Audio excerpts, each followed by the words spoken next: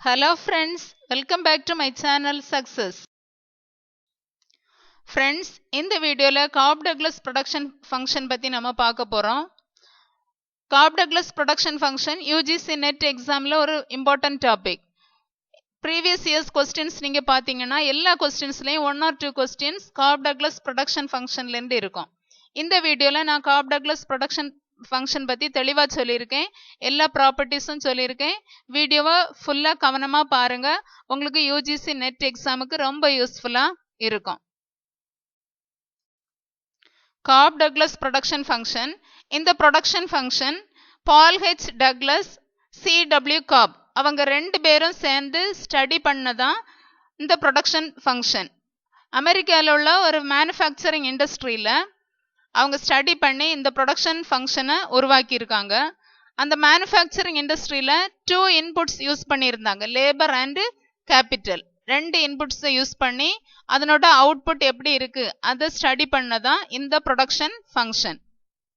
இந்த காப்-டக்ளஸ் production function ஒரு linear homogeneous production function.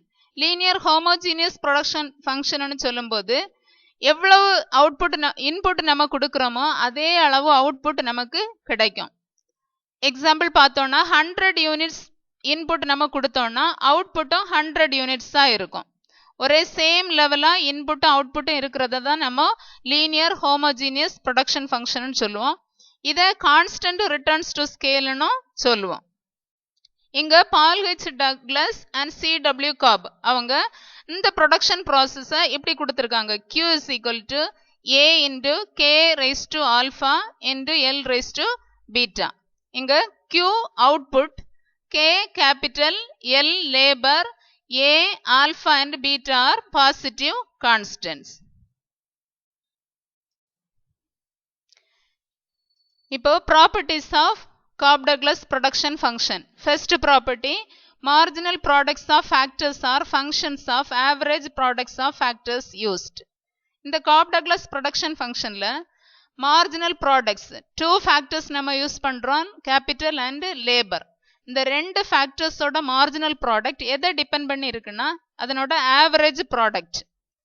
அப்படின்னா எவ்வளவு நம்ம அமௌண்ட் குவான்டிட்டி எவ்வளவு நம்ம கேபிட்டல் அண்ட் லேபர் யூஸ் பண்றோமோ அதை பொறுத்து தான் அதனோட மார்ஜினல் ப்ராடக்ட் இருக்கும். ஆவரேஜ் ப்ராடக்ட்னு சொல்லும்போது total output divided by total units of input. அந்த ஆவரேஜ் ப்ராடக்ட் பொறுத்து தான் மார்ஜினல் ப்ராடக்ட் இருக்கும் நமக்கு. இதை நம்ம எப்படி இந்த காப்-டக்ளஸ் ப்ரொடக்ஷன் ஃபங்க்ஷன்ல கண்டுபிடிக்கிறது பார்க்கலாம். Marginal product of capital. இப்போ காப்-டக்ளஸ் ப்ரொடக்ஷன் ஃபங்க்ஷனோட form Q is equal to A into K raised to alpha into L raised to beta. இதுல மார்ஜினல் ப்ராடக்ட் ஆஃப் கேபிட்டல் நம்ம முதல்ல கேபிட்டலோட மார்ஜினல் ப்ராடக்ட் கண்டுபிடிக்கிறோம். Marginal product of capital is equal to dQ by dk. அப்படின்னா இந்த function output Q, இங்க capital K. இந்த அவுட்புட்டை நம்ம கேபிட்டலுக்கு டிஃபரன்ஷியேட் பண்ணி பார்க்குறோம். டிஃபரன்ஷியேட் பண்ணும்போது நமக்கு alpha A into K raised to alpha minus 1 into L raised to beta கிடைக்கும். இது alpha A into K raised to alpha minus 1 சொல்லக்கூடியது. இது டிஃபரன்ஷியேஷன்ல ஒரு ரூல். பொதுவா நம்ம டிஃபரன்ஷியேஷன் எழுதும்போது x பவர் n இருந்தா அதை டிஃபரன்ஷியேட் பண்ணும்போது n x power n minus 1 எழுதுவோம். அதே ஃபார்மேட் தான் இங்க alpha A into K raised to alpha minus 1 into L raised to beta. இங்க L இப்போ கான்ஸ்டன்டா இருக்குது. இப்போ இந்த K raised to alpha minus 1 நம்ம ரெண்டா பிரிக்கிறோம். பிரிக்கும்போது K raised to alpha, K raised to minus 1 அப்படி ரெண்டு இதா பிரிக்கிறோம்.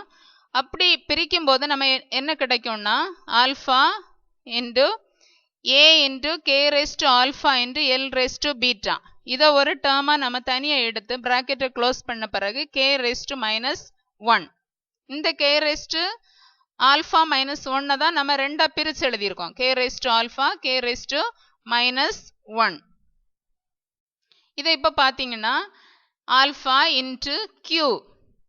Qக்கு நமக்கு இங்க Q is equal to A into K raised to alpha into L raised to beta இருக்கு.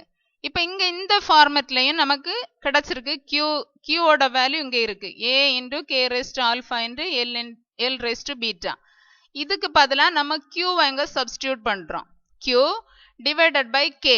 இங்க K raised to minus 1 இருக்கிறத நம்ம இங்க Q divided by K ன்னு எழுதி இருக்கோம்.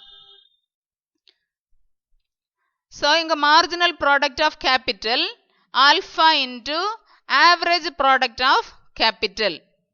Q by K ன்னு சொல்லக்கூடியது average product. capitalோட average product நம்ம கண்டுபிடிக்கணும்னா Q divided by K தான் போடுவோம். Q total output, K total capital. அதை divide பண்ணும்போது நமக்கு average product கிடைக்கும். அப்படின்னா இங்க marginal product of capital is equal to alpha into average product of capital. Alpha வந்து constant value. நம்ம எவ்வளவு quantities of capital யூஸ் பண்றோமோ அதனோட எக்ஸ்போனன்ட் அந்த வேல்யூவோட நம்ம இது கூட மல்டிப்ளை பண்ணுவோம். மல்டிப்ளை பண்ணும்போது நமக்கு அந்த ப்ரொடக்ஷன் ப்ராசஸ்ல இருக்கக்கூடியதான அவுட்புட் எவ்வளவுன்னு நமக்கு கிடைக்கும்.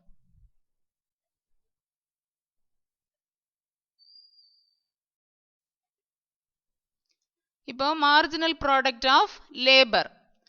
லேபரோட மார்ஜினல் ப்ராடக்ட் கண்டுபிடிக்க அந்த ப்ரொடக்ஷன் ஃபங்க்ஷனை எழுதுறோம். Q is equal to A into K raised to alpha into L raised to beta. Marginal product of labor is equal to dQ by dL. Qக்கு Lக்கு உள்ள Lஐயும் டிஃபரன்ஷியேட் பண்ணி பார்க்குறோம்.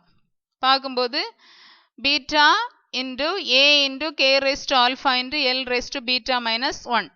இப்போ இங்க கேபிட்டல் கான்ஸ்டண்டா வச்சிருக்கோம். லேபரை டிஃபரன்ஷியேட் பண்ணியிருக்கோம். பண்ணும்போது beta into A into K raised to alpha into L raised to beta L raised to minus 1. இப்போ நமக்கு இங்க A into K raised to alpha into L raised to beta அந்த ப்ரொடக்ஷன் ஃபங்க்ஷன் கிடைச்சிட்டு Q. அப்படி இருக்கும்போது நம்ம beta into Q divided by L. Q total இந்த output Q is equal to A into K raised to alpha into L raised to beta divided by இந்த L minus 1 இங்க L. அப்படின்னா marginal product of labour is equal to beta into average product of labour. Q by L ன்னு சொல்லக்கூடியது average product. So MPL marginal product of labour is equal to beta into average product of labour. இங்க நம்ம average product வந்து amount, அதனோட எக்ஸ்போனண்டோட value beta, ரெண்டையும் multiply பண்ணும்போது தான் நமக்கு அவுட்புட் எவ்வளவுன்னு கிடைக்கும்.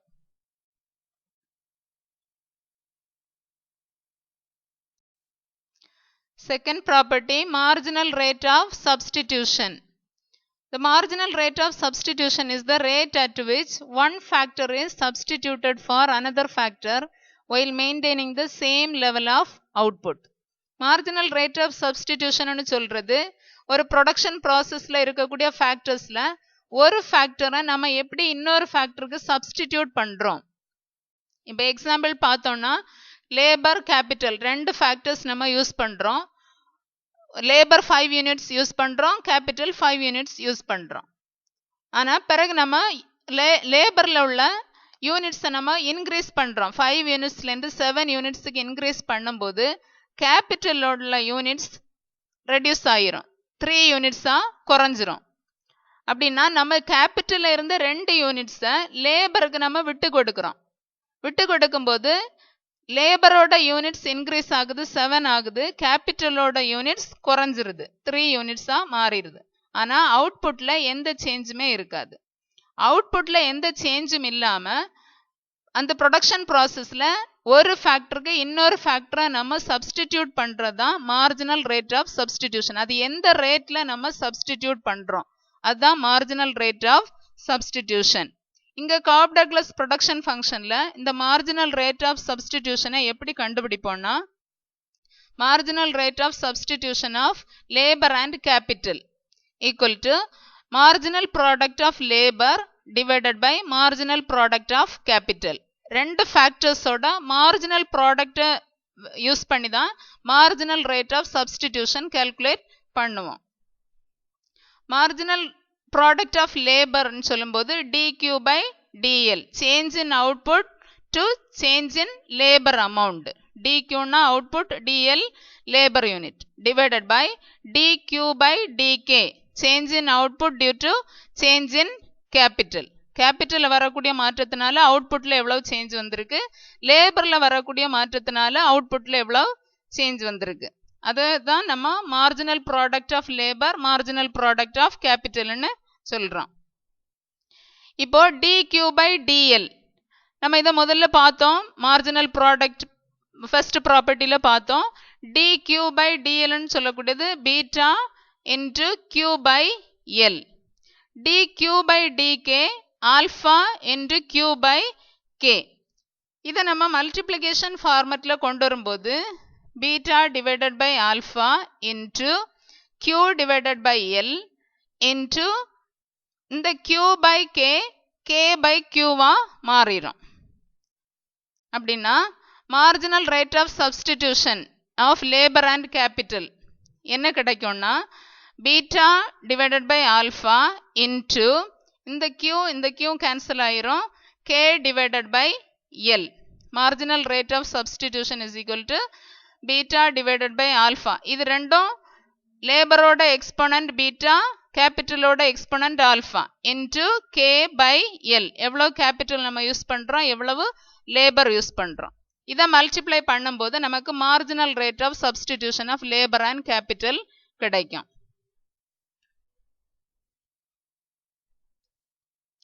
Third property, output elasticities are equal to 1. Cobb-Douglas production functionல பார்த்தோம்னா output elasticities எப்போவுமே equal to 1 இருக்கும். இங்கே output elasticities சொல்லக்கூடியது இந்த எக்ஸ்போனன்ட்ஸ், கேபிட்டலோட எக்ஸ்போனன்ட் ஆல்ஃபா, லேபரோட எக்ஸ்போனன்ட் பீட்டா. இது ரெண்டு வேல்யூவும் சேர்த்து தான் நம்ம அவுட்புட் எலாஸ்டிசிட்டிஸ் சொல்லுவோம். ரெண்டு வேல்யூவை ஆட் பண்ணும்போது நமக்கு 1 கிடைக்கும். அதான் Cobb-Douglas ப்ரொடக்ஷன் ஃபங்க்ஷனில் அவுட்புட் எலாஸ்டிசிட்டிஸ் ஈக்குவல் டு 1.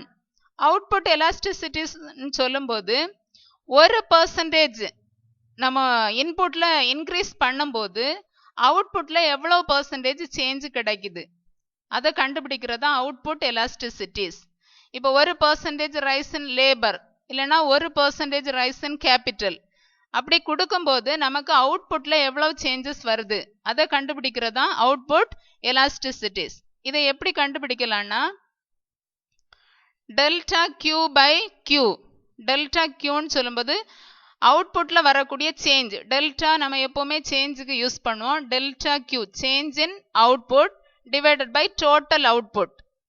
டோட்டல் அவுட்புட்டில் இருந்து சேஞ்ச் இன் அவுட்புட், இப்போ எவ்வளவு அவுட்புட் சேஞ்ச் ஆகிருக்கு இன்டு 100% சொல்றதுக்கு, whole divided by percentage change in labour. Change in labour divided by L into 100. லேபரில் எவ்வளவு சேஞ்ச் இருக்கு அப்படின்னு சொல்லிட்டு லேபரையும் நம்ம மல்டிப்ளை பண்ணி பார்ப்போம். Is equal to delta Q by Q into L by delta L. இதில் எவ்வளோ பர்சன்டேஜ் சேஞ்ச் வருதுன்னா டெல்டா கியூ பை கியூ இதை எடுத்திருக்கோம் இன்டு இந்த டெல்டா எல் பை எல். இதை எங்கே மல்டிப்ளிகேஷன் ஃபார்மேட்டில் எங்கே கொண்டு வந்திருக்கோம். அப்போ எல் மேலே வரும், கீழே delta L is equal to delta Q by delta L. இதே ஃபார்மேட் தான் நம்ம சேஞ்சை மட்டும் கொண்டு வரதுக்காக delta Q by delta L into L by Q. இதை நம்ம elasticity, output elasticity of labour, ஒரு unit labour 1% labour amount rise ஆகும்போது அவுட்புட்டில் எவ்வளவு சேஞ்ச் இருக்குன்னு பார்க்கறதுக்காக இந்த அவுட்புட்டை நம்ம லேபர் கூட டிஃப்ரென்ஷியேட் பண்ணுவோம். பார்ஷியல் டிஃப்ரென்ஷியேட் பண்ணும்போது dq by dl into l divided by q. dq by dl ன்னு சொல்றது marginal product of labor. marginal product of labor b into q by l into இந்த l by q. l by q is equal to இந்த l cancel ஆயிரும், இந்த qவும் cancel ஆயிரும், நமக்கு beta கிடைக்கும். அதனோட எக்ஸ்போனன்ட் வேல்யூ மட்டும் கிடைக்கும்.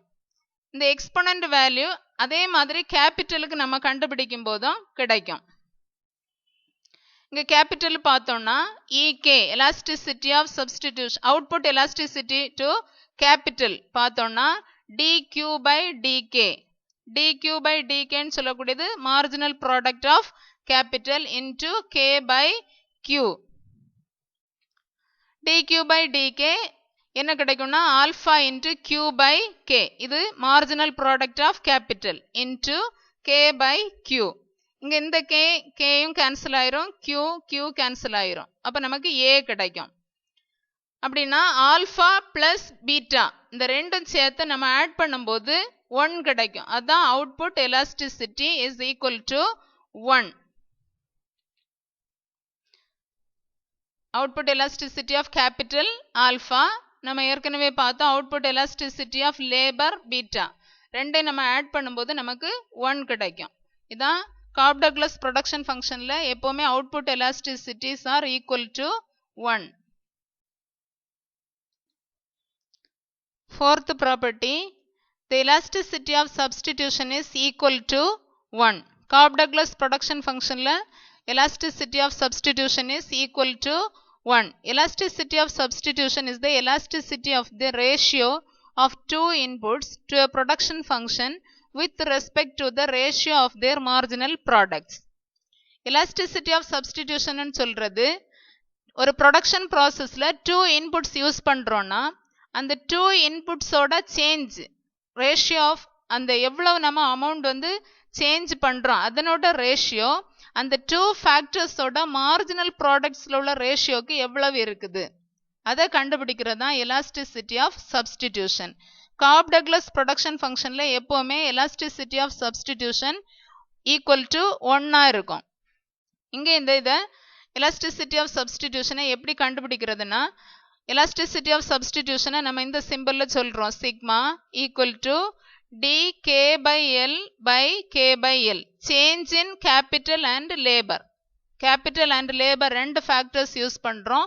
ரெண்டில் வரக்கூடிய change divided by total capital and labour, the whole divided by d marginal rate of substitution. Change in marginal rate of substitution divided by marginal rate of substitution. எல்லாத்தையும் நம்ம substitute பண்ணி பார்க்கும்போது நமக்கு answer 1 கிடைக்கும். அதான் எலாஸ்டிசிட்டி ஆஃப் சப்ஸ்டிடியூஷன். இங்க நம்ம marginal rate of சப்ஸ்டிடியூஷனை சப்ஸ்டிடியூட் பண்ணணும்னா sigma equal to dk by L by k by L the whole divided by d marginal rate of substitution. நம்ம ஏற்கனவே பார்த்தோம் ப்ராப்பர்ட்டி செகண்ட் ப்ராப்பர்ட்டியில் beta divided by alpha into K divided by L divided by beta divided by alpha into K by L. இதை நம்ம multiplication டேர்மில் convert பண்ணும்போது D K by L இங்கே இருக்கக்கூடிய D K by L into இந்த divided by beta divided by alpha into K divided by L இது இங்கே வந்துடும். Beta by alpha into K by L whole divided by D beta by alpha into K divided by L into இங்கே இருக்கக்கூடிய K by L இங்கே வந்துடும். இதை நம்ம simplify பண்ணும்போது D K by L into beta by alpha இங்கே இருக்கக்கூடிய K by L இங்கே இருக்கக்கூடிய கே பை எல் ரெண்டுமே கேன்சல் ஆயிரும். இப்போ D K by L into beta by alpha whole divided by beta by alpha. இந்த டியை நம்ம காமனாக கொண்டு வர்றதுக்காக இங்கே தனியாக பிரிச்சிருக்கோம், B by alpha into D K by L. இப்போ எல்லாத்தையும் நம்ம சிம்பிளிஃபை பண்ணும்போது நமக்கு ஆன்சர் 1 கிடைக்கும். எல்லாமே கேன்சல் ஆயிரும். இந்த டி கே பை எல் இந்த d K by L beta by alpha beta by alpha இது எல்லாமே கேன்சல் பண்ணும்போது நமக்கு 1 கிடைக்கும். So the elasticity of substitution is equal to 1. அடுத்தது ஃபேக்டர் இன்டென்சிட்டி. ஃபேக்டர் இன்டென்சிட்டின்னு சொல்லும்போது ரெண்டு ஃபேக்டர்ஸை நம்ம ஒரு ப்ரொடக்ஷன் ப்ராசஸில் யூஸ் பண்ணுறோன்னா அதில் எந்த ஃபேக்டர் அதிக அளவு அமௌண்ட் நம்ம எம்ப்ளாய் பண்ணியிருக்கோம், லேபரை அதிகமாக எம்ப்ளாய் பண்ணியிருக்கோமா இல்லை கேபிட்டலை அதிகமாக எம்ப்ளாய் பண்ணியிருக்கோமா, அந்த ரிலேஷன்ஷிப்பை கண்டுபிடிக்கிறது தான் ஃபேக்டர் இன்டென்சிட்டி. கம்பேர் பண்ணும்போது ஒரு ஃபேக்டர் அடுத்த ஃபேக்டரை விட அதிகமாக யூஸ் பண்ணியிருக்குது எவ்வளவு அமௌண்ட்டு அதை நம்ம கண்டுபிடிக்கிறது தான் ஃபேக்டர் இன்டென்சிட்டி. இதை மெஷர் பண்ணக்கூடிய ரேஷியோ பீட்டா பை ஆல்ஃபா. இந்த வேல்யூ பீட்டா பை ஆல்ஃபா போடும்போது நமக்கு என்ன வேல்யூ கிடைக்கும், அந்த வேல்யூ ஹையராக இருந்துன்னா அது லேபர் இன்டென்சிவ், அதிகமாக லேபர் இன்புட்டை அந்த இண்டஸ்ட்ரியில் இல்லைன்னா ஃபேர்மில் யூஸ் பண்ணியிருக்காங்க. அந்த ரேஷியோ பீட்டா பை ஆல்ஃபாவோட ரேஷியோ குறைவாக இருந்துன்னா அங்கே அதிகமாக கேபிட்டலை யூஸ் பண்ணியிருக்காங்க. அது கேபிட்டல் இன்டென்சிவ் டெக்னிக் யூஸ் பண்ணியிருக்காங்க. ரேஷியோ அதிகமாக இருந்தால் லேபர் இன்டென்சிவ் டெக்னிக்கை யூஸ் பண்ணியிருக்காங்க, அதிகமாக லேபரை எம்ப்ளாய் பண்ணியிருப்பாங்க. குறைவாக இருந்தால் கேபிட்டல் அதிகமாக எம்ப்ளாய் பண்ணியிருப்பாங்க. இதுதான் ஃபேக்டர் இன்டென்சிட்டி.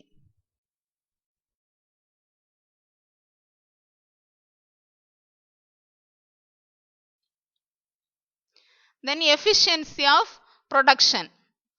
நம்ம அந்த காப் டக்ளஸ் ப்ரொடக்ஷன் ஃபங்க்ஷன் எழுதும்போது Q is equal to A, அது ஒரு கான்ஸ்டன்ட்னு சொல்லுவோம். அந்த A தான் எஃபிஷியன்சி பேராமீட்டர். இப்போ ஒரு கொஞ்சம் ஃபேர்ம்ஸ் இருக்குன்னா இல்லை இண்டஸ்ட்ரி இருக்குன்னா எல்லாத்துலேயுமே எல்லா இண்டஸ்ட்ரியிலையும் எல்லா ஃபேர்ம்லேயும் நம்ம ஒரே அளவு இன்புட் தான் யூஸ் பண்ணுவோம், ஒரே டெக்னாலஜி தான் யூஸ் பண்ணுவோம். ஆனால் அவுட்புட்டில் ஏதாவது ஒரு சேஞ்ச் இருக்கும். அப்படி சேஞ்ச் இருந்துன்னா அது இந்த எஃபிஷியன்சி பேராமீட்டரில் வரக்கூடிய சேஞ்ச் தான்.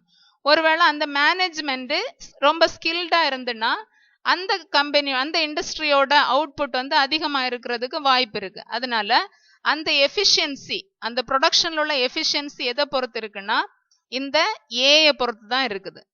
ஏ இஸ் எஃபிஷியன்சி பேராமீட்டர். ஒரு ஃபேம் ரொம்ப எஃபிஷியண்டாக இருக்குன்னா இந்த ஏயோட வேல்யூ அதிகமாக இருக்குது. அதான் நம்ம அந்த எஃபிஷியன்சி ஆஃப் ப்ரொடக்ஷன்னு சொல்கிறோம். Then seventh factor property, the returns to scale is explained by sum of exponents of labor and capital. Cobb Douglas production ஃபங்க்ஷனில் எப்போவுமே கான்ஸ்டன்ட் ரிட்டர்ன்ஸ் டு ஸ்கேல் தான். அதை நம்ம கண்டுபிடிக்கிறதுக்கு அந்த ஆல்ஃபா ப்ளஸ் பீட்டா அந்த எக்ஸ்போனன்ட் வேல்யூவை ஆட் பண்ணும்போது நமக்கு 1 கிடச்சுன்னா அது கான்ஸ்டன்ட் ரிட்டர்ன்ஸ் டு ஸ்கேல். அந்த ப்ரொடக்ஷன் ஃபங்க்ஷனில் alpha plus beta greater than 1 இருந்தால் அது increasing returns to scale, less than 1னா அது decreasing returns to scale. Friends, இந்த வீடியோவில் நான் எல்லா காப் டக்ளஸ் ப்ரொடக்ஷன் ஃபங்க்ஷனில் உள்ள எல்லா ப்ராப்பர்ட்டிஸையும் சொல்லியிருக்கேன். உங்களுக்கு ரொம்ப பிரயோஜனமாக இருந்திருக்கும். ஒவ்வொரு கொஸ்டின்லையும் இதை பற்றி ஏதாவது ஒரு கொஸ்டின் இருக்குது. Elasticity of substitution, output elasticities, returns to scale, எதுலேருந்தாலும் ஒரு கொஸ்டின் இருக்கும் கண்டிப்பாக. அதனால நீங்கள் இந்த வீடியோவை ஃபுல்லாக தரவாக பாருங்கள், உங்களுக்கு ரொம்ப யூஸ்ஃபுல்லாக இருக்கும்.